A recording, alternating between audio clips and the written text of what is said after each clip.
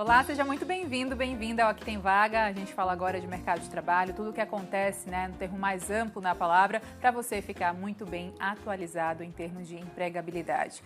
Olha, a confiança, você sabe o que significa mesmo, na prática, essa competência?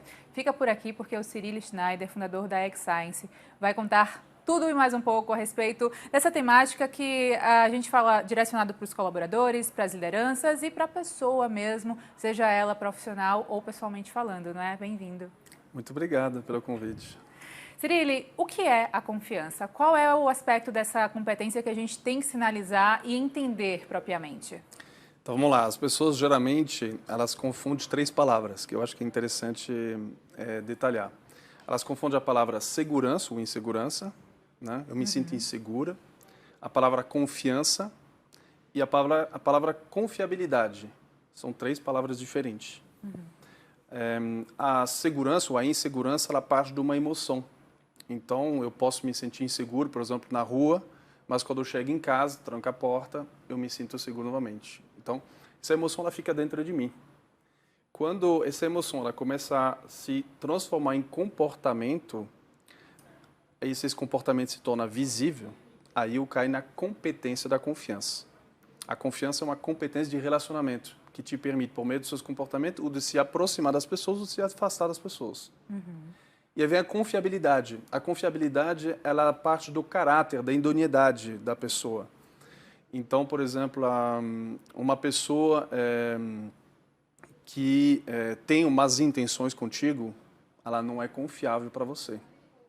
Ela quer te prejudicar. Então, mas ela pode estar querendo te enganar usando a competência da confiança. Então, ela pode ter comportamento que faz você se aproximar dela, mas na verdade as intenções são mais. A confiabilidade ela parte de traços de caráter. Por exemplo, a gente viu durante a pandemia que vários líderes de empresas, governantes até, tinham que tomar decisões realmente impopulares, difíceis, né? E como não tinha visibilidade nenhuma, eles tomavam decisões assim uma atrás da outra e às vezes muito incoerente. E as pessoas não sabiam mais por onde ir. A incoerência ela gera desconfiança das pessoas. Mas a pandemia está se regularizando agora e a gente começa a perceber que aquela pessoa, na verdade, ela sempre foi incoerente. Ela nunca foi coerente na vida. Aí cai na confiabilidade, porque a gente percebe um traço de caráter. Então, hoje a gente consegue modelizar essa competência da confiança, a gente consegue não só modelizar, mas medi-la e a partir dessa medição compreender melhor o que está acontecendo conosco e a gente pode trabalhar, né? Para trabalhar alguma coisa, primeiro você tem que ter consciência dessa coisa, né? Claro. E é importante essa diferença que você traz, né? De três palavrinhas que são ali próximas, mas que realmente carrega sua particularidade. Agora, termômetro para essa confiança ser utilizada. Vamos olhar para o mercado de trabalho, para o ambiente onde você tem seus pares, tem pessoas que você precisa viver em harmonia, né? E aí a gente fala das soft skills, que a confiança também está enquadrada.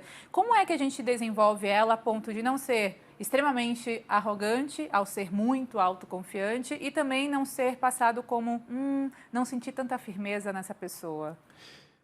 Tem uma coisa, falando de liderança especificamente, por exemplo, né, eu falo que a confiança é uma grande competência da liderança. Sempre foi, na verdade, só que agora acho que com a pandemia, afastamento social, os líderes tiveram que se desdobrar para poder conseguir manter o nível de relacionamento que eles tinham com suas equipes, apesar da distância do home office e tudo mais.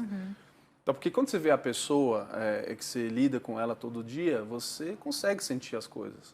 O feeling, Mas né? como você faz isso através de uma câmera, É. né? Então, realmente complicou o papel dos líderes, né? Então, realmente, essa competência ela veio muito à tona com a pandemia. Você falou da escala e é bem interessante, né? Na medição que a gente tem, a gente divide a escala em 5 níveis, perdão, de 5 graus de confiança, né? De vez em quando, você desconfiar um pouquinho pode ser saudável, você concorda comigo? Concordo.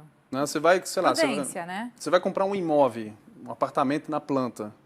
Você verificar os contratos, ler 2 vezes os contratos, você verificar a construtora, você verificar o bairro onde você vai comprar, tudo mais. Isso é prudência. Então, é uma desconfiança, de uma certa forma, saudável. É uma cautela que é importante você ter. existem algumas funções no mercado que requer essa prudência. Pega sei lá, umas pessoas na área de finança, um controller financeiro, um juiz, um delegado da Polícia Federal, sei lá, um investigador, um jornalista. O jornalista ele tem que ficar esperto, não tem que ficar esperto? Então, assim, ele precisa, de uma certa forma, para ter esse lado investigativo, ele tem que usar um pouco dessa desconfiança, né? Então, às vezes, desconfiar um pouquinho não é ruim, né?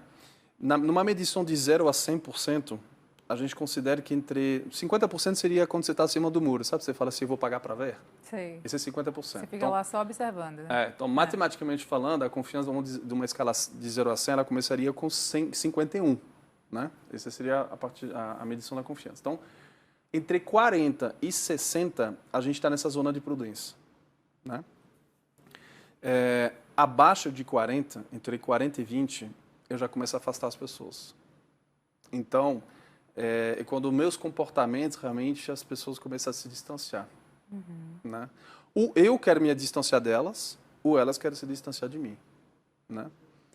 Abaixo de 20, a gente entra num grau de perigo. É quando as pessoas elas se tornam agressivas. Sabe quando a pessoa fala assim, ela se sente encurralada e não vê outro jeito de que atacar? Então, é quando as pessoas querem se vingar, por exemplo. Né? Então, o comportamento de vingança, elas estão nessa faixa abaixo entre 20% e 0%. A zona ideal de competência seria de 60% a 90%. Né? Entre 60% e 90% a gente está na zona de competência, quando a gente aproxima as pessoas, a gente ganha os contratos, a gente... ou os outros se aproximam da gente, ou a gente quer se aproximar dos outros. Né? Então, esse é o mundo ideal. E aí a pessoa fala assim, mas e por que não 100%? Porque justamente entre 90% e 100%, a gente tem um grau que a gente chama de A e C. A de arrogância, I de ingenuidade e C de confiança consolidada. Então, por exemplo, assim, estou casado há 19 anos, já passei tantos perrengues com minha esposa, que eu posso afirmar, eu tenho evidência que mostra que eu posso dizer e afirmar que eu confio 100% na minha esposa. Sim. Isso é uma confiança consolidada, ela foi construída durante 19 anos de casamento. Então, é uma coisa. Agora, se eu bato no peito e falo assim, todos os meus clientes confiam em mim. Não é por aí. Aí você fala assim, tem certeza mesmo? Que 100% dos seus clientes confiam em você? E aí vem aquela estatística, né, que diz que geralmente os acidentes acontecem no caminho de casa, né? Sim. Porque a pessoa justamente é autoconfiante demais, ela se descuida e aí acontece o acidente. Então, confiar demais é perigoso também. Então, se você for ver, as duas extremas são perigosas. Né?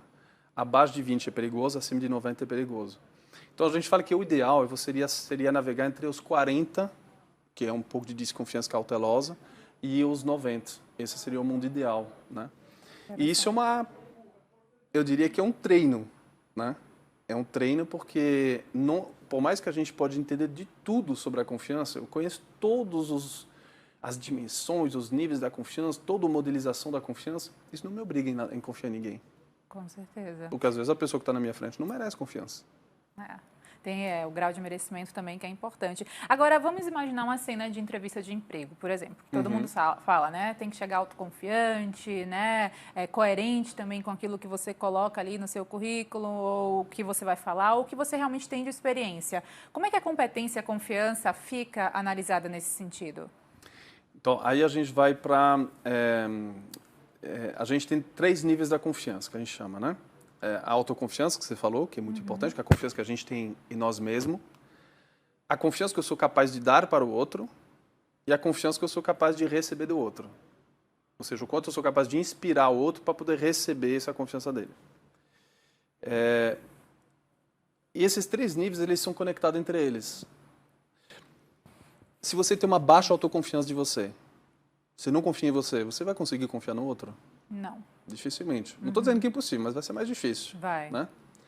Aí você não confia no outro, você está demonstrando desconfiança com relação ao outro. Você acha que o outro vai querer te retribuir essa confiança? Também não. Fica algo meio truncado ali, né? Não flui. Ele não vai querer. Se não confia nele, não vai, né? E se ele não te devolve essa confiança, isso vai retroalimentar a sua autoconfiança negativamente. Então, esses 3 níveis, eles formam um círculo vicioso ou virtuoso.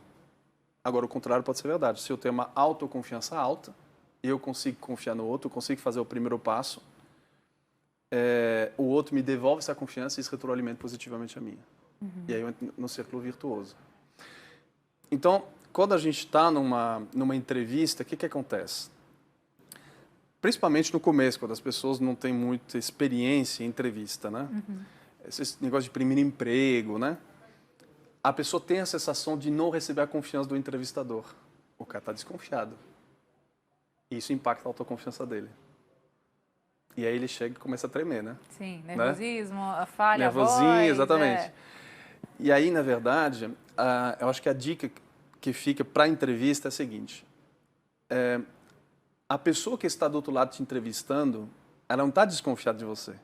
E o papel dela, de uma certa forma, é investigar e te conhecer melhor. Faz parte do processo de uma entrevista. Mas uma desconfiança saudável. Eu quero entender, eu quero conhecer a sua história, né? Sim.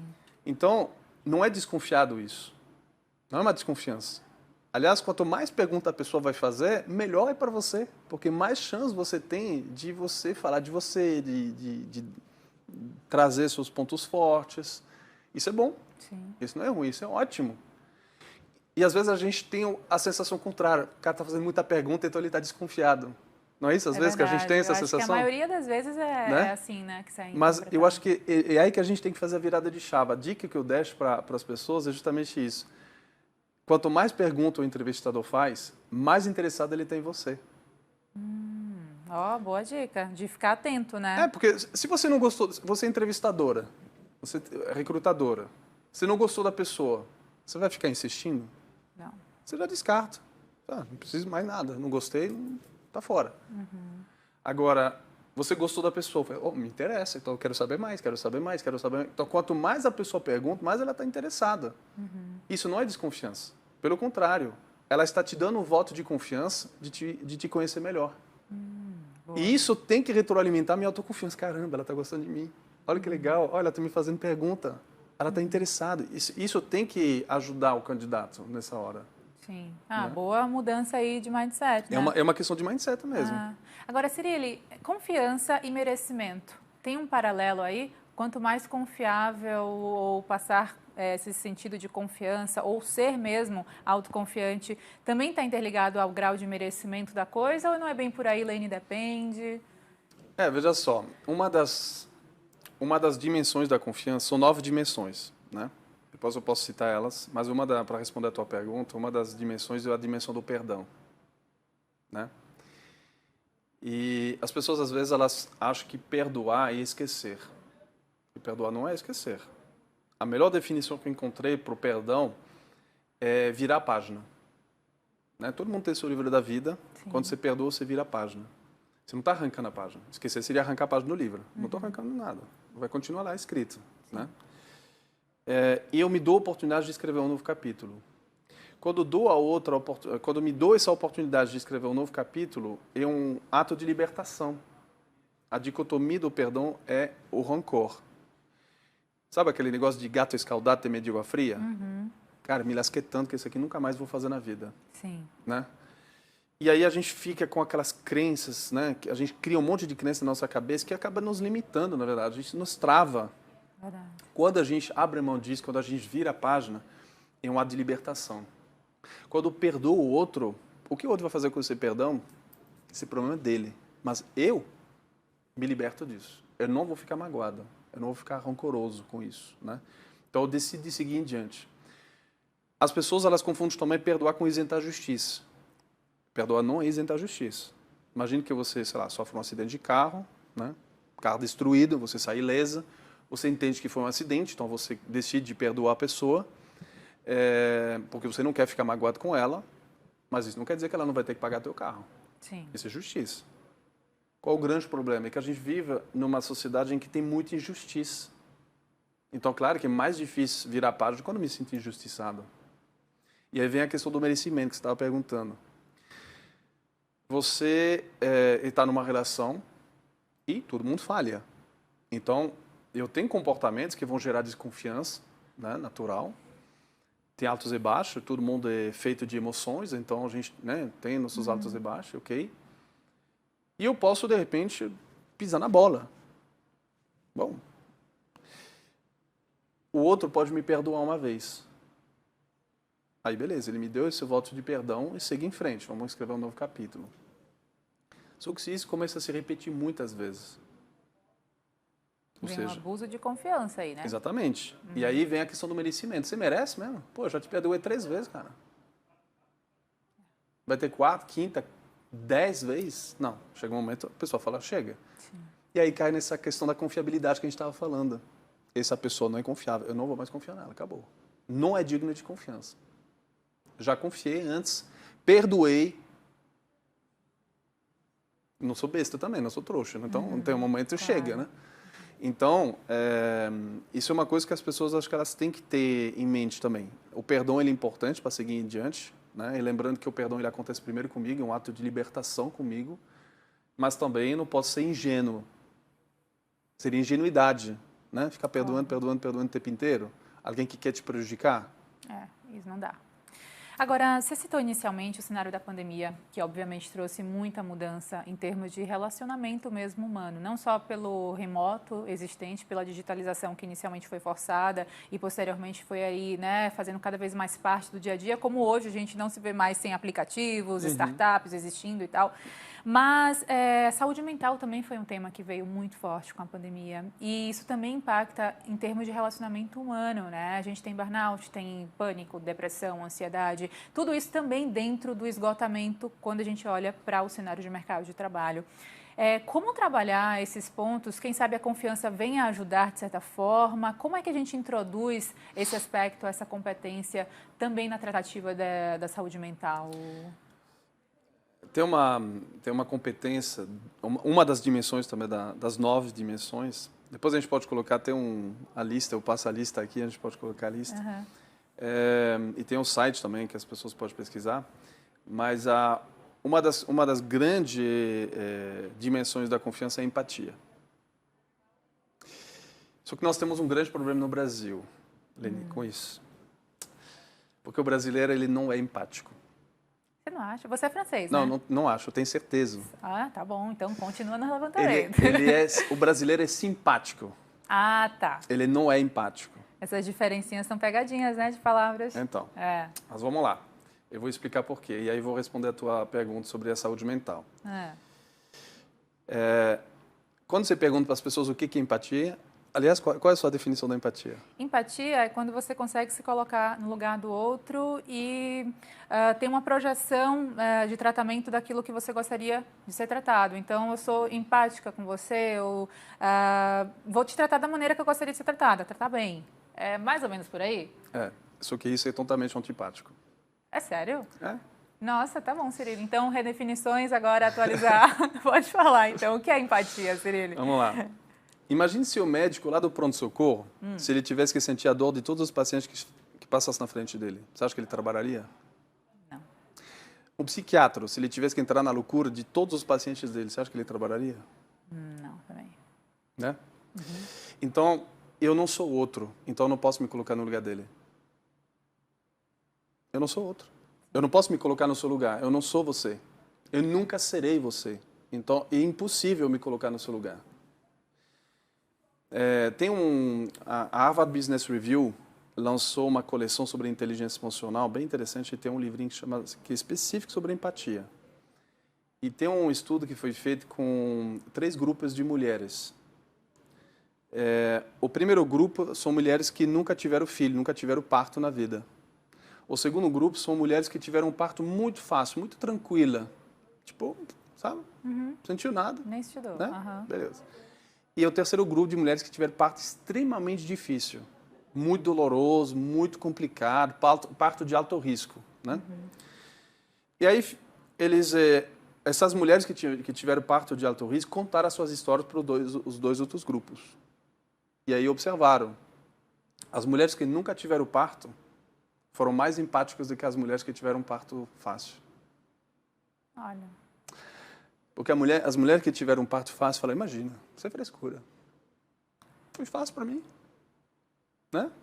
Ter um parto é fácil. Não sei por que ela fica reclamando aí. Enquanto as mulheres que nunca tiveram parto na vida, elas tiveram que fazer um esforço maior. Então, às vezes a gente fala assim, quando eu já passei pela situação, eu sou mais empático. Não.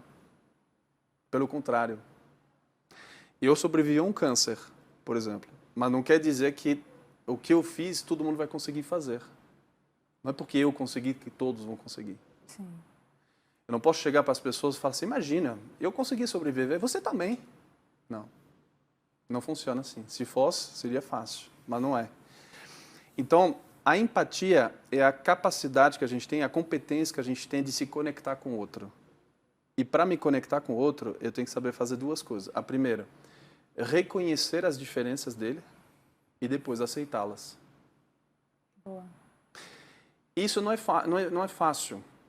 Eu vou te explicar por quê. Principalmente no Brasil. Aí eu vou te explicar por que o brasileiro não é empático, ele é simpático. Porque o brasileiro é uma cultura baseada em relacionamento. Uhum. Numa cultura baseada em relacionamento, o nosso principal motivador é o reconhecimento social.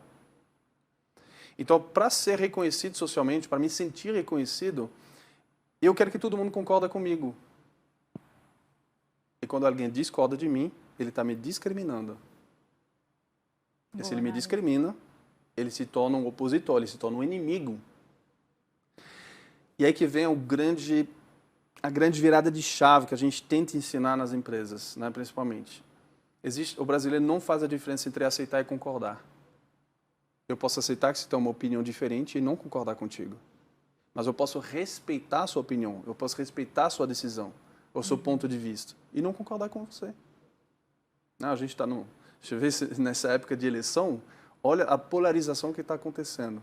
Porque as pessoas também se tornam inimigos por não concordar uma nas outras. E elas têm o direito de não concordar. Mas um tem que aceitar a opinião do outro. Isso se chama respeito.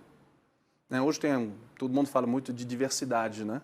A gente tem que trabalhar a diversidade. Realmente, a diversidade ela traz uma riqueza pelas diferenças das pessoas, essas diferenças que trazem essa riqueza.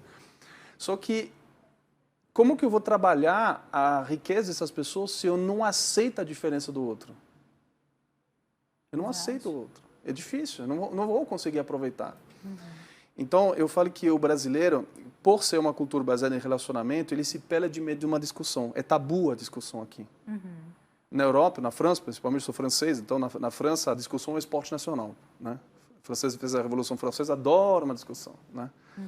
Então, as pessoas às vezes até concordam contigo lá, mas só pelo esporte intelectual, o cara vai discordar de você só para ter uma discussãozinha, só para pimentar o negócio. Né?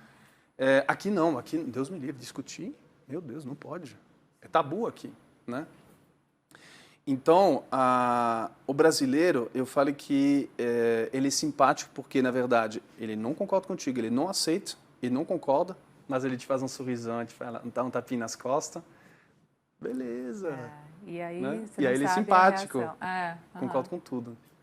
Ele nem sabe qual é, para mim, o maior câncer da cultura brasileira. Qual? Eu estou aqui há 21 anos, né? Tá? Já me sinto um pouco brasileiro. Sim, e até não tem quase sotaque nenhum.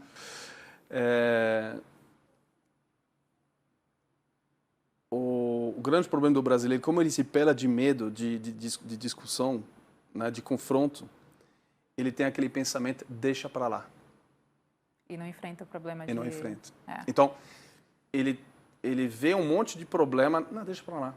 Ele xinga a televisão, né, xinga o Jornal Nacional, ele bate a panela na janela, ele refaz o mundo no churrasco no fim de semana, mas no final, deixa para lá. Ele vê as coisas erradas acontecendo na rua, ele vê crime acontecendo, mas deixa para lá. E aí você pode escalar isso para onde você quiser, para corrupção, para um monte de coisa, deixa para lá.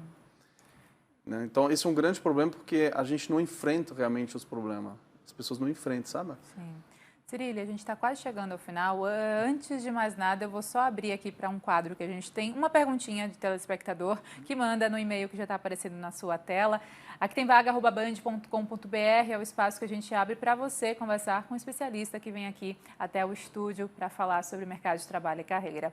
E eu finalizo, né, pedindo sua contribuição com a pergunta da Maria Fernanda. Ela pergunta o seguinte: o RH é responsável também pela ponte entre especialistas e métodos que possam ser direcionados aos colaboradores se tornarem mais confiantes?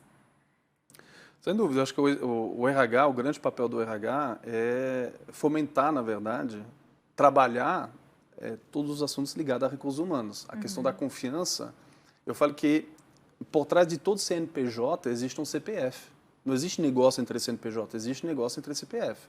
Então, toda empresa, não importa o setor da atividade, vai ter gente. O papel do RH, na verdade, é trabalhar com essas pessoas, é fazer essas pessoas conseguirem performar, engajar essas pessoas, ter compromisso, né?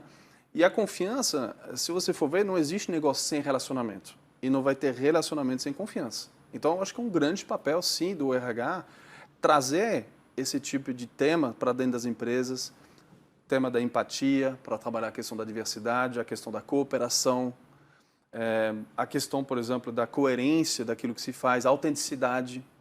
Né? São tudo temas ligados à confiança que precisam ser trabalhados numa empresa. Por meio da comunicação, por meio de... Enfim, a gente tem várias maneiras de poder trabalhar a confiança. Mas, sem dúvida, acho que o RH ele é um grande promotor. E a gente convida, né, sempre os RHs para vir se formar esse tipo né? A gente tem informações hoje para isso. Então, a gente sempre convida porque eles têm que ser esses grandes promotores de confiança dentro da empresa. E eu acho que depois o segundo grande promotor, para mim, é o líder. Porque eu falo que todo líder tem que ser RH, né? Com certeza. Maria Fernanda, está respondida então, muito obrigada. E você faça como a Maria Fernanda e demais que sempre mandam aqui as perguntas no nosso e-mail. A gente tem como então direcionar para especialistas de acordo com cada temática abordada. E Cyril Schneider, só para finalizar mesmo agora, a gente começou o programa com a palavra, né, confiança. Com qual palavra você encerraria? Eu acho que compromisso. Porque são as duas grandes competências que precisam ser desenvolvidas hoje nas empresas. Para você ter resultado sustentável numa empresa, você precisa de 3 componentes. São três eixos. O eixo da confiança, o eixo do compromisso e o eixo da produtividade. A produtividade todo mundo sabe medir, né? Um monte de indicadores para isso. A confiança a gente sabe medir, mas o compromisso, a gente está falando do compromisso afetivo. E o compromisso que é gerado pelo propósito, sabe? Quando a pessoa quer realmente. Não é aquele compromisso em que a pessoa se sinta obrigada, eu estou compromissado por causa de um salário. Não, eu estou compromissado porque eu quero. Né? A gente vê muito isso nas startups, né? As pessoas até que, sabe, não se importam com o salário e tudo, pagaria para trabalhar, sabe? Esses jovens empreendedores. Sim. Esse tipo de compromisso. Como que a gente faz para realmente trazer isso dentro das empresas e transformar nos seus empregados em colaboradores que sejam empreendedores, voluntários, que sejam realmente compromissados. Então, acho que compromisso e confiança são os dois grandes temas que precisam ser mais trabalhados aí dentro das empresas. Muito obrigada por sua participação. Ótimo Obrigado trabalho você. sempre. Obrigado a você. E assim o Aqui Tem Vaga vai ficando por aqui. Muito obrigada também por sua audiência. Lembro que pela plataforma digital do Grupo Bandeirantes, YouTube Band Jornalismo, você consegue acompanhar. E também na sua plataforma de áudio utilizada, o nosso podcast Aqui Tem Vaga. Até o próximo programa.